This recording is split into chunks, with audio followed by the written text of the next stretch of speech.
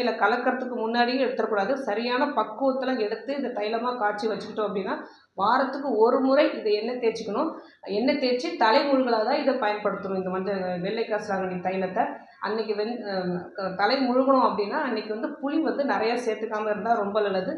கப உடப்புக்காரங்களும் வாத உடப்புக்காரங்களும் இந்த தைலத்தை தேய்ச்சி முழுகிறதுக்கு முன்னாடி சித்த மருத்துவர் அன்னைக்கு ஒரு ஆலோசனை பெற்று செய்யும் போது மட்டும்தான். ஏன்னா இந்த தைலம் முக்கியமாக நம்ம உடல் சூடான உடம்புக்கு சரியானது இருக்கும். ஆனால் இந்த தைலம் உடம்பை குளிர்ச்சியாக்கக்கூடியது. அதனால் கப உடவுக்காரங்க இது தேய்ச்சி குளிக்கும் போது நல்லா அவங்களுக்கு டக்குன்னு சளி பிடிக்கிறதுக்கு நிறைய வாய்ப்பு இருக்குது. அதனால் சித்த மருத்துவரோட ஆலோசனைப்படி தான் இந்த தைலத்தை தயார் பண்ணோம் அப்படின்னா வாரத்துக்கு ஒரு முறை தேய்ச்சி குளிக்கலாம்.